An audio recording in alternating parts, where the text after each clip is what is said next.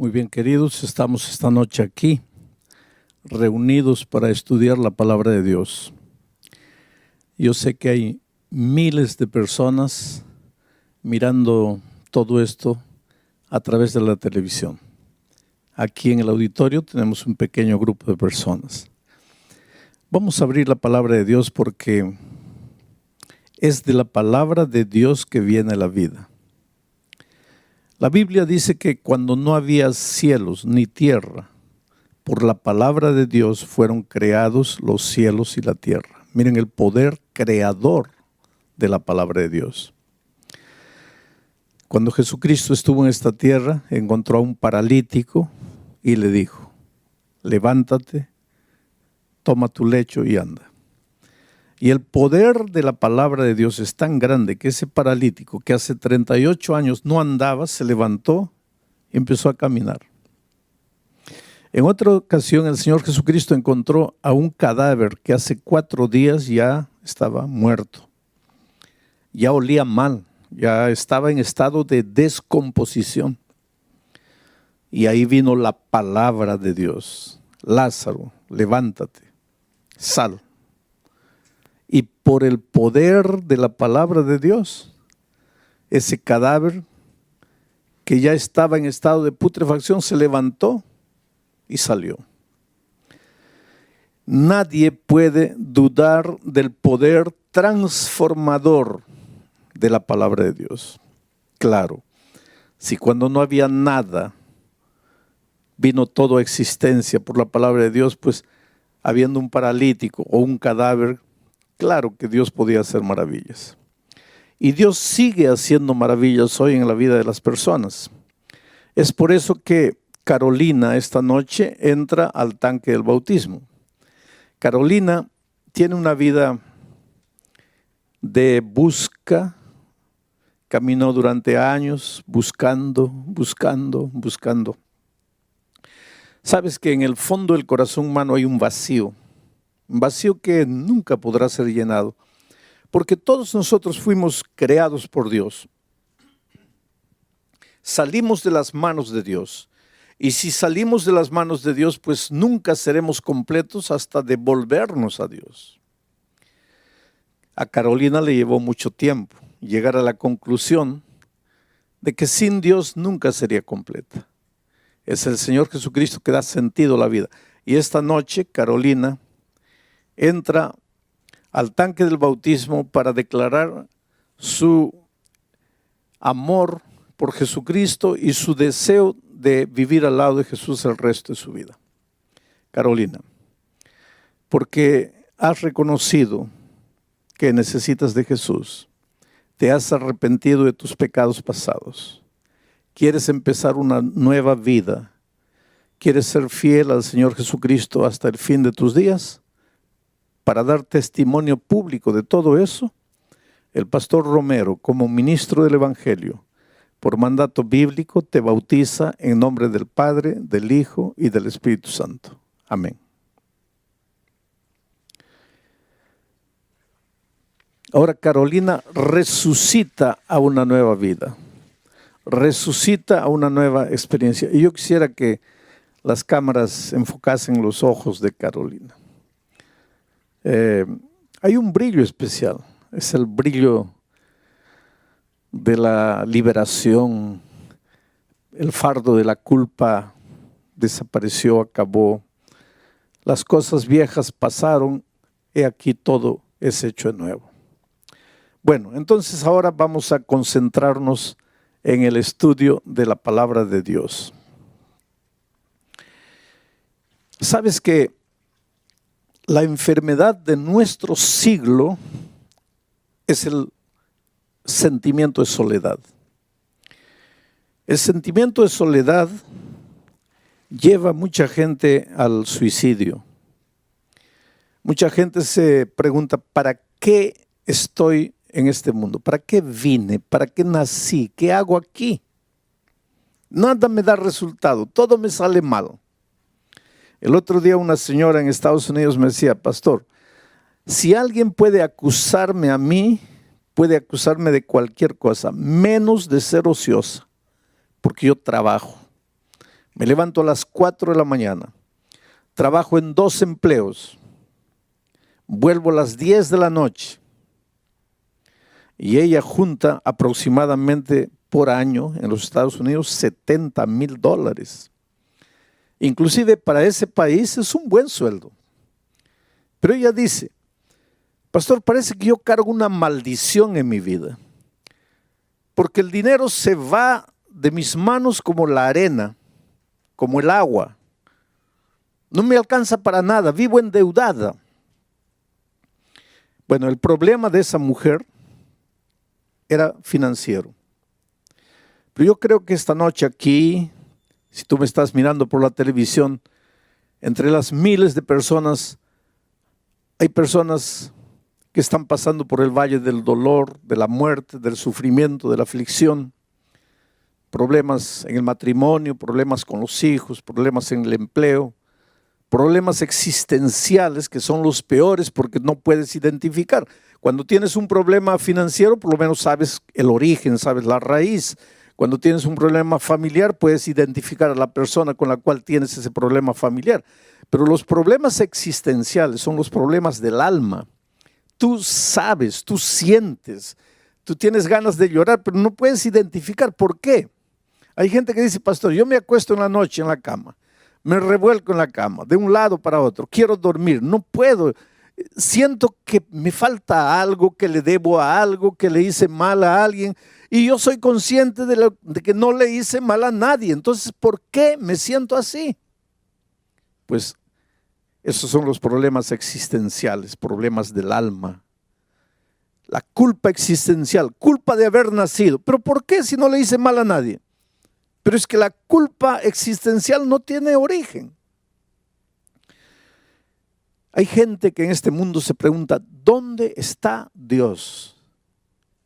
¿Dónde está Dios? En medio de las dificultades, en medio de los problemas, la gran pregunta es, ¿dónde está Dios? Y yo siempre digo, querido, cuando el dolor toca la puerta de tu corazón, jamás te preguntes, ¿dónde está Dios? Pregúntate, ¿dónde estás tú?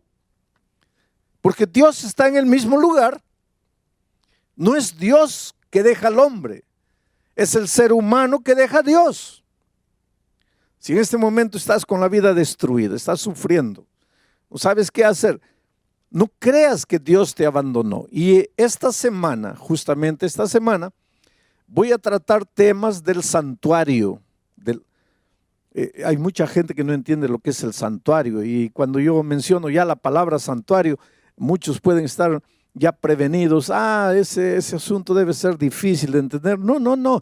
El tema del santuario es uno de los más bellos temas. Yo diría, el tema del santuario es una declaración de amor de Dios a la humanidad. Y voy a leer el primer texto, solo para que tengas una idea de lo que estoy diciendo. Éxodo capítulo 25, versículo 8. Dice así: y me harán un santuario y yo habitaré en medio de ellos. Me harán un santuario y yo habitaré en medio de ellos. ¿Cuándo dijo Dios esto? Sabes, para que la Biblia tenga sentido, hay que preguntarse, ¿cuándo dijo Dios? ¿A quién dijo Dios? ¿Y por qué dijo Dios? Siempre que leas un versículo de la Biblia, esas son preguntas claves para que entiendas el mensaje para ti.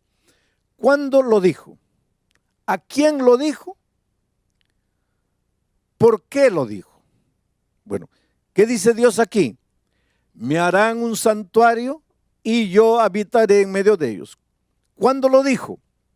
Cuando Israel estaba en el desierto. No había agua, no había comida, el enemigo estaba allá atrás. Un futuro incierto, aunque existía la promesa de que estaban caminando hacia la tierra de la libertad, pues el desierto es tierra de escorpiones, el desierto es tierra de alimañas, de lobos, de chacales, calor de día, frío de noche, soledad, oscuridad. Y el pueblo de Dios muchas veces se preguntaba, ¿pero qué hacemos aquí? ¿Para dónde estamos yendo? Y ustedes saben que muchas veces los israelitas se quejaron con Moisés y le dijeron, mejor no nos hubiera sacado. Mejor nos hubieras dejado morir allá. Porque allá, aunque éramos esclavos, por lo menos teníamos que comer a la hora exacta. Aunque nos maltrataban, por lo menos sabíamos dónde íbamos a dormir. Pero aquí en el desierto caminamos y nunca llegamos. Y en esas circunstancias es que Dios se presenta a Moisés y le dice: dile al pueblo que me edifiquen un santuario y yo prometo que voy a habitar en ellos, en medio de ellos. Aquí está el primer pensamiento del santuario. Dios no se aleja del ser humano. El ser humano se aleja de Dios. Dios no abandona al hombre o a la mujer. Somos los hombres y las mujeres que nos alejamos de Dios y abandonamos a Dios. ¿Qué es pecado? Para entender lo que estoy diciendo hasta aquí, hay que entender lo que es la palabra pecado. Mucha gente piensa que pecado es robar, matar, adulterar. Esos son actos pecaminosos. Esas son conductas pecaminosas. Pero el pecado es más que eso. Antes de matar, el pecado es otra cosa. Antes de robar, el pecado es otra cosa. Antes de transgredir la ley, el pecado es otra cosa. Para entender qué es pecado, habría que entender qué es justicia, porque el pecado es lo opuesto de la justicia. Hay dos conceptos opuestos: pecado y justicia. La justicia y el pecado no pueden convivir juntos. Pablo dice: ¿qué comunión hay entre la justicia y la injusticia? Y la injusticia es el pecado. ¿Qué comunión hay entre la luz y las tinieblas? Cristo es la luz, el pecado, las tinieblas. ¿Qué comunión hay entre Cristo y Satanás? Entonces, ¿qué cosa es pecado? Pecado, antes de matar, es alejarse de Dios, separarse de Dios, abandonar a Dios, dejar a Dios. Básicamente eso es el pecado.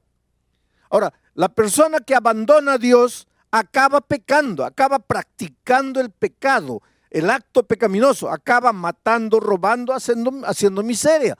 Pero esto de robar y matar ya es la consecuencia de haber abandonado a Dios.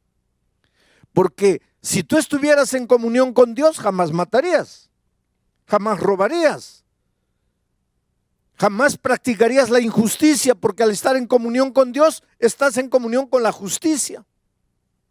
Entonces, el pecado básicamente es apartarnos de Dios. Lo más triste, lo más terrible que el pecado hace en la vida no es que nos mandan a la cárcel por haber matado. Lo peor del pecado es que nos separa de Dios. Y al separarnos de Dios, pues ya crea el vacío dentro del corazón, porque si salimos de las manos de Dios, jamás seremos felices hasta devolvernos a Dios.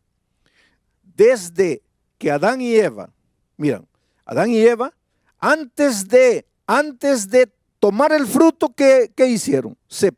Se apartaron de Dios, dejaron a Dios, vivieron solos y finalmente se acercaron del árbol y tocaron el fruto. Pero ese tocar el fruto ya fue la consecuencia, ya fue el resultado de haberse apartado de Dios. Ahora, ¿qué cosa es el ser humano en medio de la inmensidad del universo? Un granito de arena. Adán y Eva pecaron. Dios no podría haber dicho, pues pecaron. ¿Y qué son esos dos en medio de la infinidad del universo? Pues se apartaron por su propia voluntad, pues que reciban la consecuencia de lo que hicieron. Yo tengo tantos hijos en el mundo, millones y millones de hijos, yo puedo crear otros mundos. Dios podría habernos abandonado, pero no lo hizo. El Señor llegó al jardín buscando, llamando, y su pregunta fue: Adán, ¿dónde estás? ¿Y dónde estaba Adán? Escondido entre los árboles. Y desde ahí la historia de la humanidad ha sido la misma. Dios corriendo atrás del ser humano, el ser humano corriendo de Dios, Dios buscando al ser humano, el ser humano escondiéndose. En el Edén se escondieron entre los árboles. Hoy día hay gente que se esconde en el trabajo. No tengo tiempo para nada. No tienen tiempo para la familia, no tienen tiempo para Dios. Están tan ocupados en el trabajo, escondidos en el trabajo. Hay gente que está escondida en medio de los vicios. Hay gente que está escondida en medio de los placeres. El ser humano inventa árboles hoy para esconderse. Y la historia es la misma. Dios buscando, el hombre corriendo. Dios buscando, el hombre escondiéndose. Por eso es una incoherencia cuando después de apartarnos de Dios nos metemos en problemas, sufrimos, nos hacemos sangrar y ahí preguntamos, ¿dónde está Dios? ¿Cómo que dónde está Dios? Dios está donde siempre estuvo. Él nunca nos dejó. Nosotros es que nos fuimos. Y cuando el pueblo de Israel estaba en el desierto, pues Dios llega y dice así, háganme un santuario, constrúyame un templo y yo voy a habitar en medio de ellos. El santuario expresa el deseo que Dios tiene de vivir al lado de sus hijos, de vivir en medio de sus hijos, de estar presente en medio de sus hijos. Ahora mucha gente se pregunta, pero y antes de estar en el santuario, porque ahora Dios está en su santo templo, pero y antes de estar en el santuario, ¿dónde vivía Dios? Hay mucha gente, ¿sabes? Porque nosotros, por la palabra de Dios, sabemos que el santuario que Israel construyó en esta tierra era una reproducción del santuario del cielo. Quiere decir, Dios le mostró a Moisés el santuario del cielo, él vio el santuario, vio las medidas, vio la forma, recibió todo de Dios y fue a los artesanos de Israel y les dijo, mira, Dios me ha mostrado esto, me ha dado las medidas, vamos a construir el santuario y Dios ha prometido que va a vivir en medio de nosotros. Pero hay muchos cristianos inclusive que no creen que hay un santuario en el cielo. No creen. Ellos piensan, muchos cristianos, muchos estudiosos de la Biblia, dicen que en el cielo no hay santuario, que Dios no necesita un santuario para poder vivir. Y realmente Dios no necesita un santuario para poder vivir, porque Dios es Dios. ¿Por qué existe el santuario en el cielo? Y después voy a explicar por qué existe el santuario en la tierra. ¿Por qué existe el santuario en el cielo? Mira, Dios es infinito, no está limitado al tiempo ni al espacio, pero el ser humano es finito y está limitado al tiempo y al espacio. ¿Cómo es que un Dios infinito, que no está limitado al tiempo y al espacio, podría vivir en comunión con un ser finito, limitado al tiempo y al espacio? ¿Cómo podrías juntar esas dos cosas? Pero ¿qué es lo que Dios quiere? Vivir con sus hijos. Pero Él es infinito. Él no está limitado ni al tiempo ni al espacio. Y el ser humano, sus hijos amados, sí están. Entonces Dios, en medio del universo, en medio del cielo, estableció un lugar físico, un santuario. ¿Para qué? El santuario es el punto donde el Dios infinito, que no está amarrado ni al tiempo ni al espacio, se junta con la criatura finita, amarrada al tiempo y al espacio. Es el punto del encuentro entre Dios y la criatura, ni siquiera el ser humano, porque nosotros estamos en la tierra. Estoy hablando de las criaturas angelicales. El punto en que ambos se encuentran es el santuario celestial. Y la Biblia tiene textos y más textos probando. Por ejemplo, si tú lees el libro, la epístola a los Hebreos, no hay cómo negar que haya un santuario en los cielos. ¿Por qué existe el santuario? Porque Dios quiere vivir en medio de sus criaturas. ¿Y en esta tierra por qué? Porque también Dios quiere vivir en medio de sus hijos. Por eso le pidió a Israel que construyera un santuario. Ahora, durante esta semana vamos a ver cómo a través del tema del santuario, Dios nos muestra la realidad de nuestra vida. Yo te digo, por ejemplo, estás sin empleo. Por más que buscas el empleo, no lo encuentras. Cuanto más fiel quieres hacer a Dios, parece que menos empleo encuentras. ¿Por qué sucede eso? La explicación está en el santuario. Tienes un hijo, lo educas con amor, con cariño. Cuando es pequeñito le compras libros, le compras música cristiana. Antes de dormir le cuentas historias, haces la oración, lo haces dormir. Y cuando llega joven se va de la iglesia y no quiere saber nada. ¿Por qué sucede eso? La respuesta está en el santuario. Estás lleno de deudas, como esa señora de Estados Unidos. Gano 70,000, pero no me alcanzan para nada. ¿Por qué el dinero no te alcanza? La respuesta está en el santuario. Y ahora tú te puedes quedar medio curioso, pero pastor, la respuesta para todo está en el santuario. Sí. Y Pablo dice que nosotros solo podemos entender las cosas que no se ven a través de las cosas que se ven. Y como nosotros no podemos entender los misterios del universo, porque en el universo hay misterios, dice Pablo en Efesios que nosotros vivimos en permanente lucha y que nuestra lucha no es contra carne y sangre, sino contra principados, contra fuerzas espirituales en las regiones celestes. Y esa lucha es espiritual y es misteriosa, no la entendemos. El dolor que tú estás viviendo, el cáncer que llegó a tu vida, la incomprensión de tu familia, el divorcio que llegó, todo eso ya es resultado de esa lucha cósmica, de esa lucha misteriosa que no entendemos. Y la explicación para todo eso está en el santuario. Oh, querido, hay una cosa. Dios te ama, te ama, te ama, con un amor que tú nunca vas a entender. En este momento tal vez tú me estás mirando por el internet allá, triste, solo, derrotado, y te preguntas, ¿qué pasa con mi vida? Yo quisiera que tú entiendas que Dios te ama, te ama, te ama. Sabes que en todos estos años de mi ministerio, que no son pocos, uno de los temas más difíciles para mí, una de las cosas más difíciles de hacer entender al ser humano, ha sido hacerle entender el amor de Dios. ¿Y sabes por qué? Porque tú, cuando piensas en el amor de Dios, tú piensas en el amor de Dios, pero relacionado con el único tipo de amor que tú conoces, que es tu propio amor. Cuando piensas en el amor de Dios, ¿qué referencia tienes para amor? Tu amor. Pero tu amor humano, por más bonito que te parezca, es amor humano. Es un amor manchado de egoísmo. El otro día una señora decía, no, pastor, mi amor no está manchado de egoísmo. Yo realmente amo de verdad a mi esposa. No, tú dices eso. Tú dices, yo amo a mi esposa, yo daría la vida por mi esposa. Yo, si ella está enferma de riñón, me sacaría un riñón para darle a ella.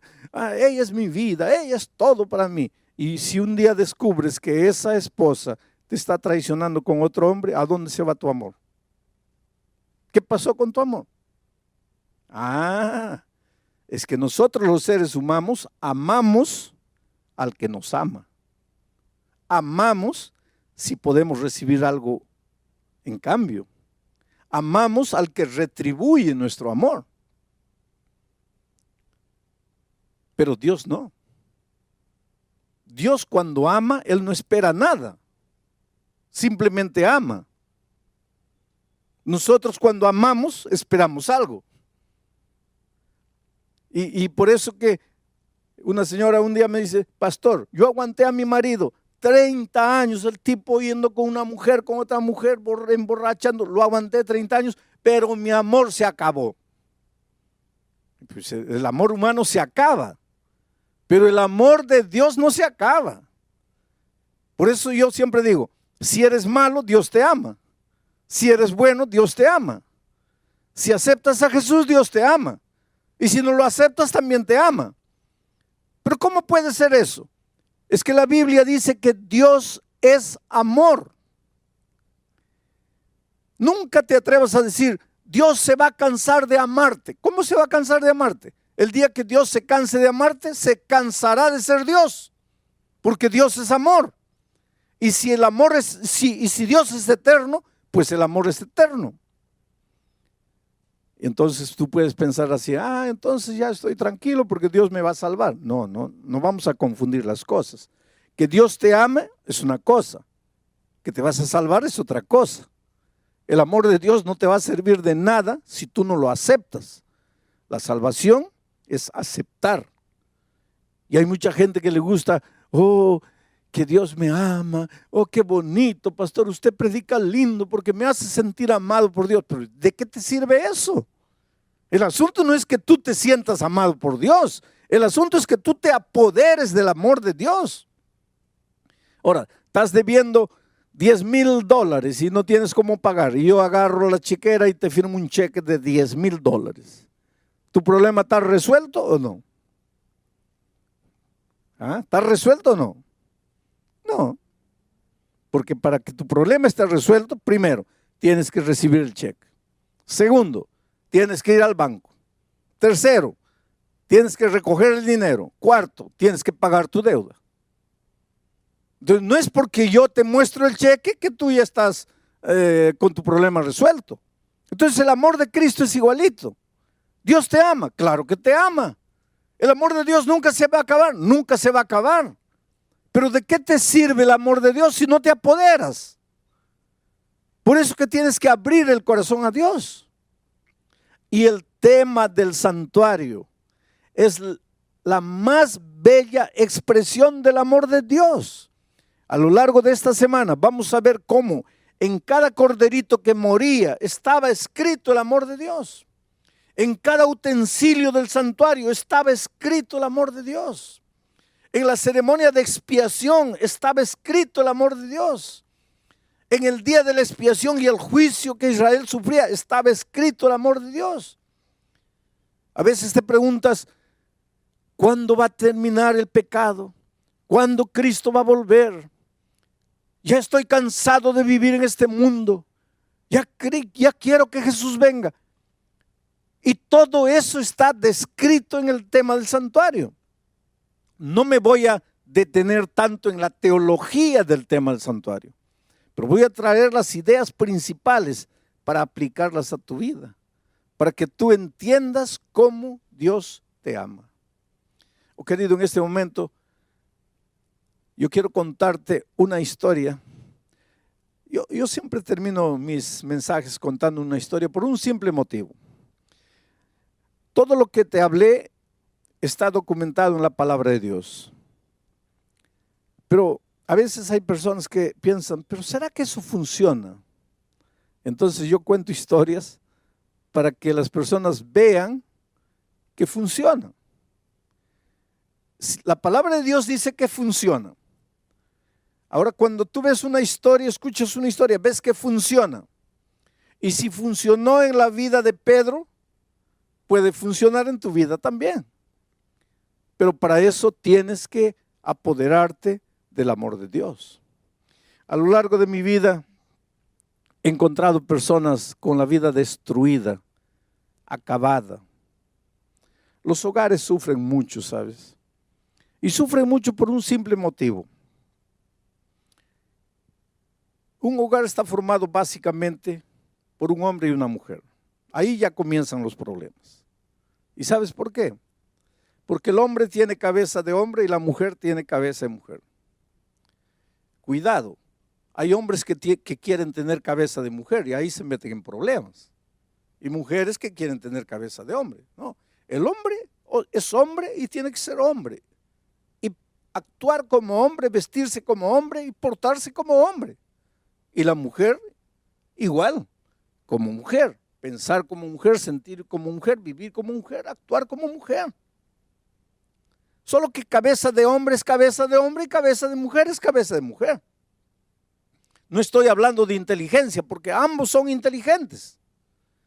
Y en algunas ocasiones el hombre puede ser más o la mujer puede ser más, eso no es problema. Tanto así que mujeres pueden ser presidentes de grandes naciones y sin problema. Mujeres pueden ser presidentes de grandes empresas y no hay problema. Yo no estoy hablando de ese tipo de diferencia. Pero que mujer piensa como mujer, piensa porque es mujer. Y el hombre piensa como hombre porque es hombre. Por eso yo siempre digo que la mujer no fue creada para ser entendida por los hombres. No trates de entender. Mira, si tú eres esposo, no trates de entender a tu esposa, que te vas a volver loco. Las mujeres no fueron entendidas, no fueron creadas para ser entendidas, fueron creadas para ser amadas. Ama a tu esposa. No trates de entenderla porque vas a enloquecer. Ahora, es posible dos cabezas diferentes vivir 40 años en un clima de amor, de comprensión, de entendimiento. Sí, es posible. Es posible. Yo estoy casado casi 50 años con la misma mujer. Entonces es posible. ¿Hay diferencias? Claro que hay diferencias. Ahí entra el evangelio. Ahora, ¿por qué estoy haciendo todo eso? Porque yo encuentro parejas destruidas, acabadas. ¿Cómo el tema del santuario podría ayudar a una pareja destruida? En México, un hombre golpeaba a la esposa, la maltrataba, especialmente cuando bebía. Y el problema era que bebía todos los días. Entonces todos los días la maltrataba. Cuando le pasaba la borrachera, ahí pedía perdón, ay, discúlpame, yo te amo, yo no quiero hacerte nada. Pero al día siguiente la volvía a golpear y la volvía a maltratar. Y a veces la maltrataba feo, que la mandaba al hospital a la pobre. Y entonces un día, y él la amenazaba, porque ella un día le dijo así, mira, un día vas a llegar aquí y no me vas a encontrar. Y él le dijo, mira, si un día llego aquí y no te encuentro, yo te persigo. Yo te busco por el mundo entero y te encuentro. Pero si te encuentro es solo para matarte, entonces ni te atrevas a salir de aquí. Pero un día la golpeó tanto que la pobre comenzó a pensar y llegó a la siguiente conclusión. Si me quedo aquí, me va a matar. Y si me voy, él dice que me encuentra y me mata. Solo que si me voy, queda la posibilidad de que nunca me encuentre. Pero si me quedo aquí, me va a matar. Entonces me voy. Y un día cuando él se fue a trabajar, pues ella salió de México, atravesó el río y se metió al desierto. Y caminó días y días ahí, no tenía documentos, atravesó el río, se fue. Solo tenía la dirección de unos primos que vivían en Los Ángeles. Cuando llegó ya estaba en Estados Unidos, llegó a un puesto telefónico, agarró el teléfono, llamó a los primos. Y el primo le atendió, hola, ¿dónde estás? Estoy aquí en Estados Unidos. ¿Pero cómo? Sí, y le contó, me escapé porque mi marido me iba a matar allá, me escapé, estoy aquí, no sé, estoy perdido, no sé a dónde ir, no sé dónde estoy. Pero ¿dónde está más o menos? Dame la indicación. Y el primo fue, la encontró y la llevó para casa. Solo que la familia del primo había conocido el evangelio. En México no, pero llegando a California había conocido el evangelio. Entonces todos estudiaban la Biblia, cantaban en las mañanas antes de salir a trabajar, todos se reunían, hacían el culto. Y ahora esta prima que había llegado de México también participaba, solo que ella no quería saber nada con la Biblia. Porque sabes que hay gente que dice, no, yo no quiero estudiar la Biblia. ¿Y por qué no? Es que no quiero cambiar de religión. Hay gente que piensa que hay que estudiar la Biblia para cambiar de religión. Hay gente que piensa que el bautismo es cambiar de religión. Querido, la Biblia no tiene nada con cambiar de religión. La Biblia tiene que ver con cambiar de vida, no con cambiar de religión. Y esta señora pues no quería saber nada de la Biblia y la familia le decía, pero ven, participa con nosotros del culto. No, por favor, yo sé que estoy aquí hospedada en la casa de ustedes, yo sé que por cortesía debería estar, pero no me gustan esas cosas de religión, yo no quiero. Estaba llegando una campaña de evangelismo, yo iba a predicar desde Nueva York vía satélite para todos los Estados Unidos. Y ya estaban anunciando en todas las iglesias, en Los Ángeles iban a recibir la señal de Nueva York. Y entonces el primo le dice, mira prima, ya está bien, vamos a respetar, tú no quieres estudiar la Biblia, no quieres cantar, hacer el culto con nosotros, vamos a respetar. Pero con una condición. Hay un pastor que va a predicar por televisión desde Nueva York. Tú vas solo una noche, nada más. Y ya no vas más. Y ya nosotros no te vamos a molestar con esto de la Biblia. Y ella, para sacarse de encima el compromiso, dijo, está bien, solo una noche. Y fue la primera noche. Yo comencé a predicar en Nueva York y allá en California, ella escuchó la palabra de Dios. Solo, querido, cuando tú escuchas la palabra de Dios, y ese es un asunto interesante, cuando tú escuchas la palabra de Dios, te das cuenta que la palabra de Dios no es un asunto de teoría. La palabra de Dios no es un asunto de normas, de reglamentos, de leyes. La palabra de Dios es una carta de amor que Dios te escribe, porque Dios te ama, Dios quiere ayudarte, Dios no está feliz con la vida que estás viviendo. Y ella entendió eso. Y se fue, terminó, volvieron a la casa.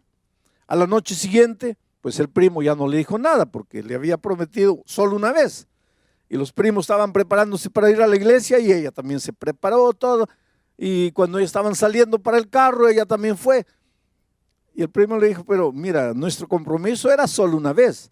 No, pero me gustó, voy a la segunda vez. Y vino la segunda vez y vino la tercera vez, porque, querido, a veces dices, no, yo no quiero escuchar. Y te invita un amigo, te invita un vecino, no me hables, pero es que no conoces la palabra de Dios. Porque el día que conozcas la palabra de Dios te va a gustar, porque vas a encontrar en la Biblia las respuestas para los dramas que estás viviendo. Y eso es lo que sucedió con esa señora. Fue la segunda vez, fue la tercera vez, fue la cuarta vez. El viernes en la noche yo prediqué sobre la resurrección de Lázaro. Y dije cómo Jesucristo llegó a la tumba de Lázaro, un hombre que estaba podrido ya, un cadáver, ya no había esperanza de vida. Y cuando Jesús dijo, levántate, sal, ese cadáver resucitó y salió. Y hice una pregunta.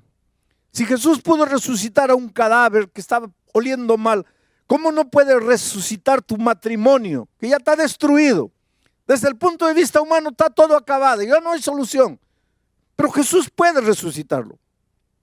Pero no puede hacer nada por ti si tú no te entregas, si tú no vienes. Y la señora se levantó y fue adelante y le entregó la vida a Cristo. Y mucha gente vino, mucha gente vino adelante. Ella estaba ya delante de la pantalla, porque yo estaba predicando en Nueva York, ella estaba en Los Ángeles. Estaba ahí delante de la pantalla, llorosa, entregándose al Señor Jesucristo, y de repente siente que alguien le agarra el brazo. Y mira, le agarra fuerte. Y cuando da la vuelta, era el esposo. Y el esposo le había dicho, si te escapas, yo te encuentro en cualquier rincón del mundo, pero solo para matarte. Ahí él entró en pánico, este me va a matar aquí. Solo que el esposo estaba con lágrimas en los ojos y la estaba apretando fuerte, y cuando vio el miedo en el rostro del esposo, le dijo, ay, disculpa, no te voy a hacer nada. Yo también me estoy entregando a Jesús. ¿Cómo entregando a Jesús? Ahora te voy a contar la segunda parte de la historia. Cuando él llegó a la casa y la esposa no estaba, pues comenzó a buscarla por todo México y nada, no había, buscó con los amigos, con los parientes, nada. Y encontró la dirección de los primos de ella en California. Entonces también se lanzó al río, cruzó el río, caminó por el desierto, llegó a California, tenía la dirección. Y comenzó a espiar ahí de lejos, porque decía así, si está aquí va a salir, en algún momento va a salir. Y efectivamente un día la vio salir, pero acompañada de los primos. Y él quería, yo quiero que esté sola para matarla. Yo la mato y me voy a México y nadie me encuentra. Y estaba ahí persiguiéndola durante días y días. Y una de esas noches ella salió para la iglesia con los primos y él fue atrás. Y entró a la iglesia y se sentó allá atrás. Y el Espíritu de Dios lo tocó. Oh, querido, tú puedes decir, nunca me voy a entregar, porque tú no conoces el poder de Dios. El poder de Dios tocó el corazón de ese hombre. Y ese hombre lloró la primera noche, y lloró la segunda noche, y lloró la tercera noche. Y la última noche, cuando vio a su esposa yendo adelante, cuando yo dije, si Dios pudo resucitar un cadáver que ya estaba podrido, no puede resucitar tu matrimonio. Él se levantó y fue adelante y le entregó la vida a Cristo. Yo conocí a esta pareja un año después. ¿Por qué Jesús puede romper el poder del pecado? ¿Por qué Jesús puede restaurar un matrimonio? La respuesta está en el tema del santuario. Allí en el santuario encontramos la explicación del poder de Dios y lo que por amor a la humanidad Dios hizo. Por eso, querido, la Biblia dice, hoy es el día de buena nueva.